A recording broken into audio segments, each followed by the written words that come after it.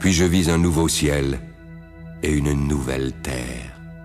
Car le premier ciel et la première terre avaient disparu, et la mer n'était plus.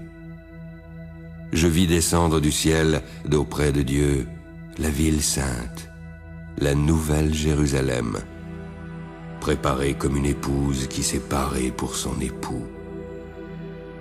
Alors j'entendis du trône une forte voix qui disait: Voici le tabernacle de Dieu avec les hommes. Il habitera avec eux, et ils seront son peuple. Dieu lui-même sera avec eux.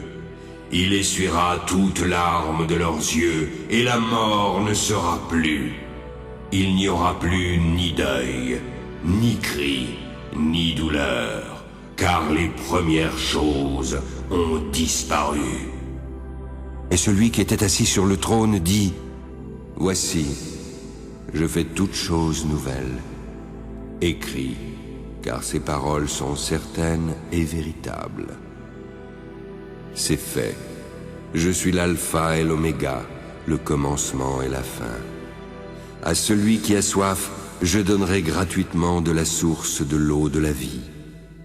Celui qui vaincra héritera ces choses. Je serai son Dieu et il sera mon fils. Mais pour les lâches, les incrédules, les abominables, les meurtriers, les impudiques, les enchanteurs, les idolâtres et tous les menteurs, leur part sera dans l'étang ardent de feu et de soufre, qui est la seconde mort. Puis, un des 7 anges qui tenaient les 7 coupes remplies des 7 derniers fléaux vint et m'adressa la parole en disant: Viens, je te montrerai l'épouse, la femme de l'agneau. Il me transporta alors en esprit sur une grande et haute montagne. Il me montra la ville sainte, Jérusalem, qui descendait du ciel d'auprès de Dieu, ayant la gloire de Dieu. Son éclat était semblable à celui d'une pierre très précieuse, d'une pierre de jaspe transparente comme du cristal. Elle avait une grande et haute muraille. Elle avait 12 portes. Sur les portes, 12 anges et des noms écrits, ceux des 12 tribus des fils d'Israël. À l'Orient, 3 portes, au Nord, 3 portes, au Midi, 3 portes, et à l'Occident, 3 portes. La muraille de la ville avait 12 fondements. Sur chacun d'eux, les 12 noms des 12 apôtres de l'agneau. Celui qui me parlait avait pour mesure un roseau d'or, afin de mesurer la ville, ses portes et sa muraille. La ville avait la forme d'un carré, et sa longueur était égale à sa largeur. Il mesura la ville avec le roseau, et trouva 12 000 stades.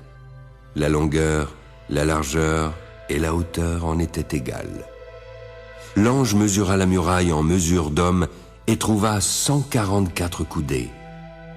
La muraille était construite en jaspe, et la ville était d'or pur, semblable à du verre pur. Les fondements de la muraille de la ville étaient ornés de pierres précieuses de toute espèce.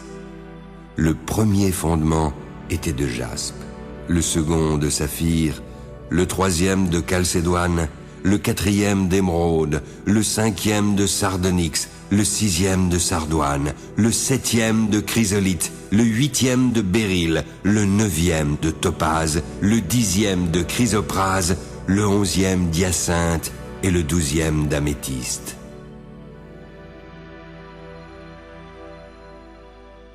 Les 12 portes étaient 12 perles.